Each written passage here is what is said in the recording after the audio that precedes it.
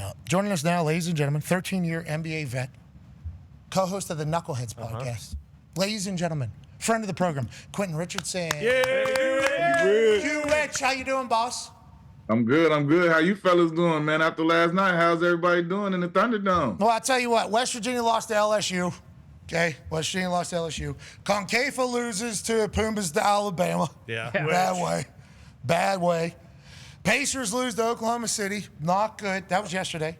Then this morning I wake up and I hear Chef Chang says that Pittsburgh isn't a top 5 sandwich city in the NFL. It's been a rough it's been a rough go here. Okay, Q Rich? But we'll talk about I felt pretty good about hearing Chicago was in there. I don't know who this Chef Chang guy is. I mean, from the sounds of it, he's not a real good guy up in this room right now. So I'm not going to, I did approve of him having Chicago in there, though. Yeah, sounds like you're a big fan, all the big cities. This guy's got a big city appeal, you know. He's, I'll say he's got pandering taste buds. I like that. Sure. I like a good pandering taste bud that Chef Chang has. He ain't never had Ritty subs in Pittsburgh, Pennsylvania. He never had a whole Italian hot lettuce, onion, mayo. Let me get some fries on the side with some cheese, please, and a Turner's tea on the side also from Pittsburgh. I know Chef Chang's never had that, okay? Well, in Permanis, I'm sure he's maybe seen one. Sure. Oh, you got the I don't like the fries on my sandwich. Shut up. Shut up. Shut up. Never had a Roethlisberger.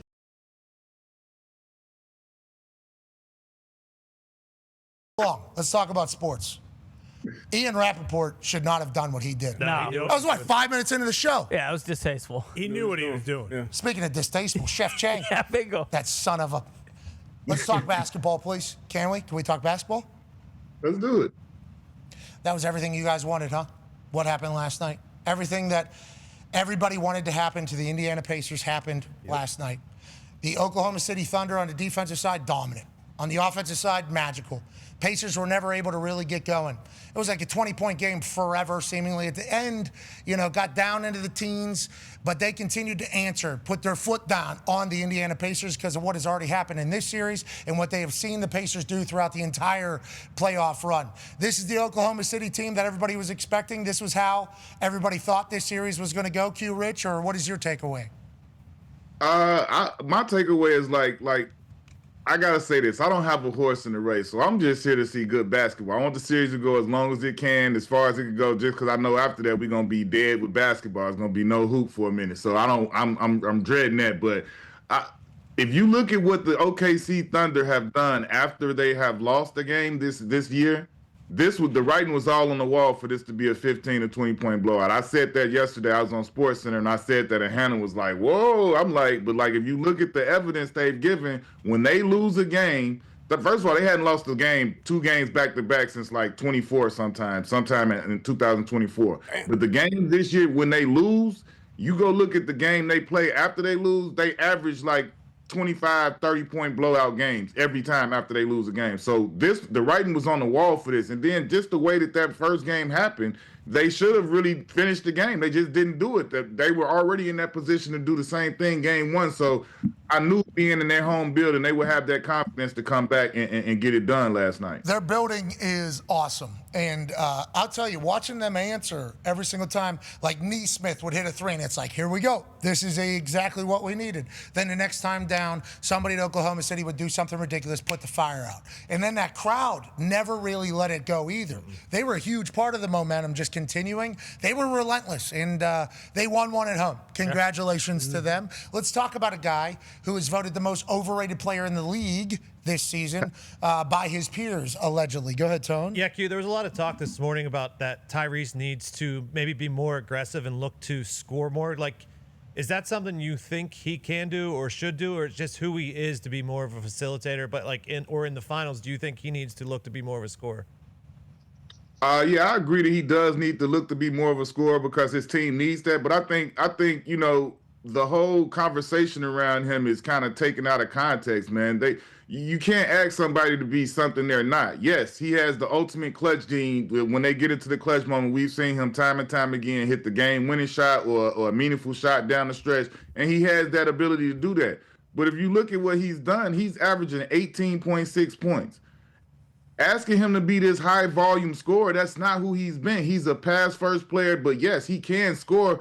but he's not your guy. He's not Steph Curry, who's averaging 30-something points or close to 30 and shooting all of the shots and things like that for his team. He's a guy that uses his teammates. He makes his teammates better. He puts them in position to score and do things. This year, Pascal Siakam was the all-star. He was the leading scorer for the team. He was the Eastern Conference Finals MVP. So because Haliburton has made these shots and everybody wants him to be something he's not, just because he hits game winners and things like that doesn't mean that he has to go out there and average 30 points. He's more of a Steve Nash type player than a Steph Curry. He's a passer that gets everybody else going and makes everybody else better. So I feel like because he's made these game-winning shots, that people have taken it out of context. Everybody wants to say, is he a superstar? Is he not? Like, to me, when I was playing in the league, Pat, when we played, we looked around at guys and we said, okay, are you an all-star? Are you all-NBA? Do you make the Olympic team? Do you got a max contract? That's what matters. Like, if he's got a super max contract, he's one of the best players on his team. His teammates love playing with him. He makes everybody's better. He's the extension of his coach. He does what he's supposed to do out there on the court. He delivers for his team.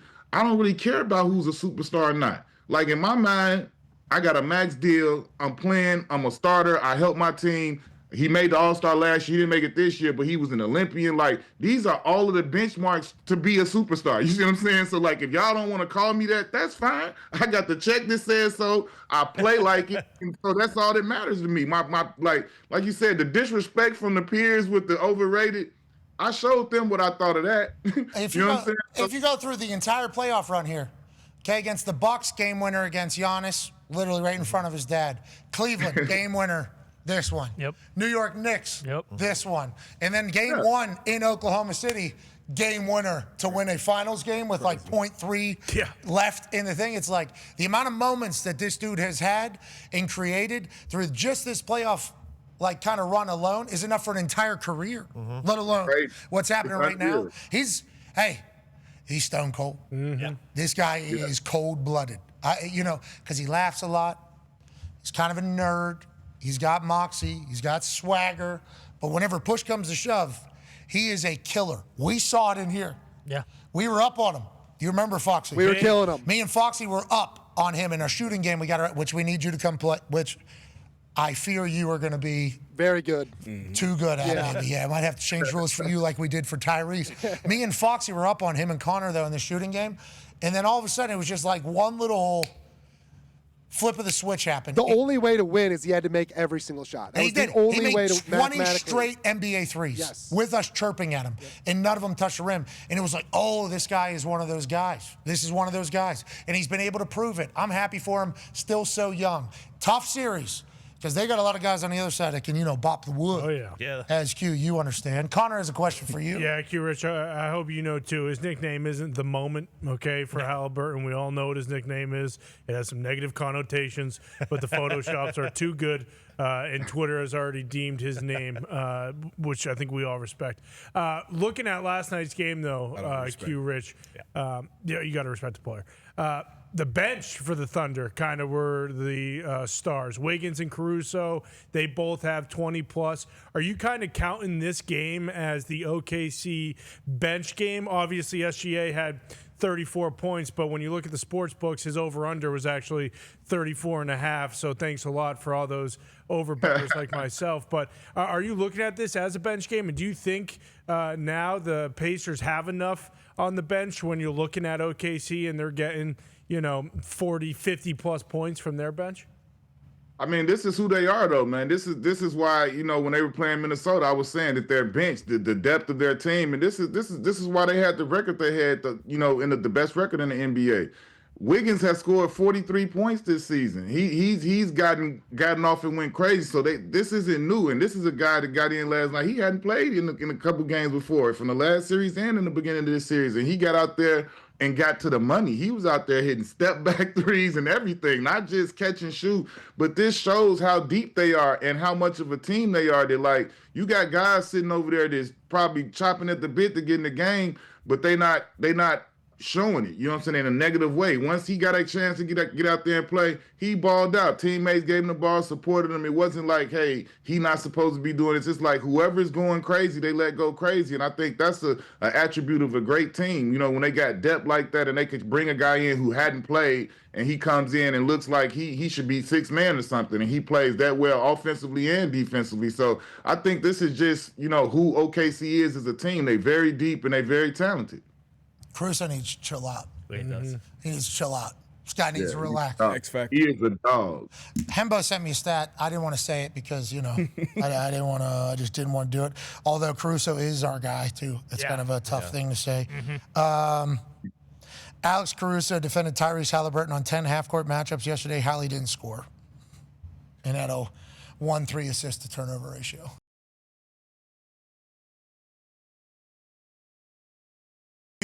Everybody needs to. All right, let's move. Let's move along here. Last question about the series. Go ahead, Ty. Yeah, Q Rich, so far, who do you think the coaching advantage would go to? Everyone's been talking about Daigneault all year, and then, you know, after game one, there was a lot of like, hey, the moment may have gotten to this guy. He wasn't ready for it, and he kind of, you know, made several mistakes down the stretch. Obviously, everyone's been giving Carlisle their flowers thus far, but at this point, 1-1, who do you think has the advantage so far through the first two games, and who do you like in terms of X's and O's coaching for the rest of the series?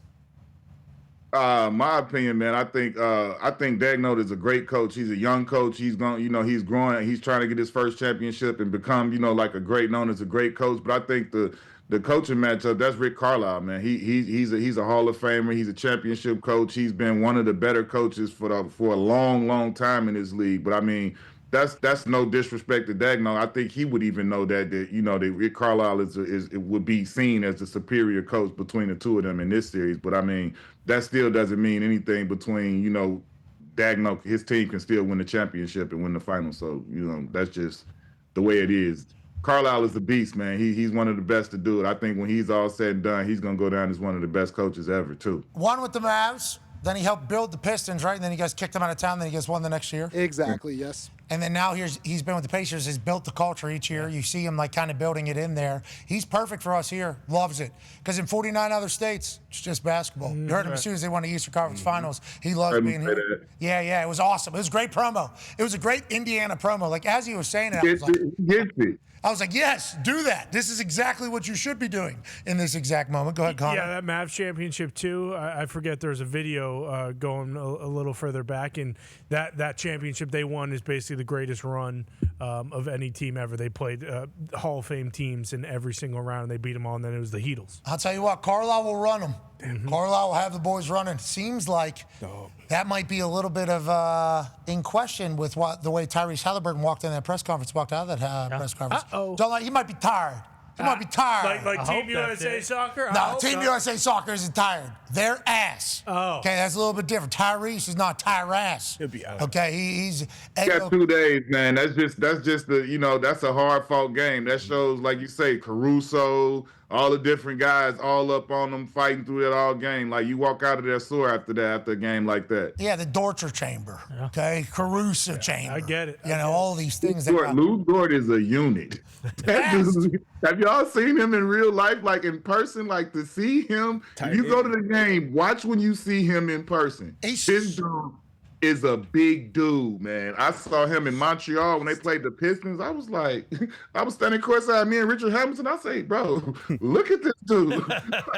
He's so fast too, Q. He's able to get He's that big. He moving. Too quick. I don't want to say fast because I don't know how fast he is. Quick. He's just his ability to get body in front and then work through screen. It's like he is a problem. Lou Dort is a problem. Yeah. That is something that needs to get loose sorted before Game 3. I'm sure Coach Carlisle will have it figured out. Last question here for you, Q Rich, comes from D Bud. Yeah, we had a lot going on this weekend in sports, Q, but something that caught my attention. One-on-one with two former NBA players, Lance Stevenson, Michael Beasley. Not only gameplay, but Beasley was cutting some interesting promos. What do you mean interesting? Just very, very interesting. But I want to know, over your 13-year career, any great, I guess, post-practice one-on-one stories, number one, and then secondly, any dream matchups of two active players right now that you'd like to see go at it one-on-one?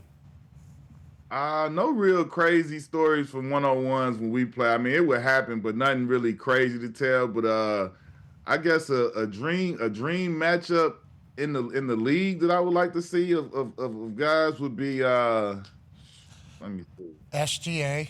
I would like Kyrie, Steph. SGA. Let me see SGA and Kyrie go at it. Yeah. Let me see that matchup because listen, people don't understand how magical Kyrie is. This man here, I don't know that there's anybody on the planet that could guard him one-on-one. If they play the King of the Hill, I don't know I don't know if anybody can stop him. I didn't create this, so I don't want to act like I did.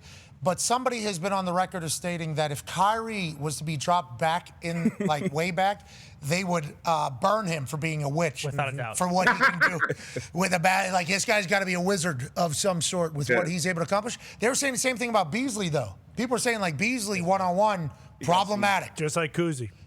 Yeah, you can't stop Bees. I played my 1 year in Miami with Bees. That was Bees' second year, and he was the same then. Playing every day after practice, whoever want to play, and like he literally I truly think if he got drafted to the wrong team, he wasn't for that structure. He couldn't, you know what I'm saying? That kind of that stunted his growth because he needed to go somewhere where he could just be him and just not have some of the teams don't have the same structure. It's straight up and down like 6 o'clock. You're not gonna do certain stuff here, and if you do, you're gonna lose. Things are gonna happen. You're gonna get fined. You're gonna, you know what I'm saying? You're gonna be in a bad spot. But there are teams in the league where the standards aren't that high, and he could have went in there and he would have been averaging 25 and getting busy and would have been the toast of the town. I'm telling you, you ask some people that play with him. He'd have went to a different situation where they just gave him the ball and said, "Go crazy." He'd have been averaging about 25, 26 points. We'll never know. Now, hopefully, it's just more one-on-ones where he's cutting interesting promos, to say the least. Straight up and down, like 6 o'clock, is a great bar. I appreciate the hell out of you, ladies and gentlemen. 13-year NBA vet, Quentin Richardson. Yeah,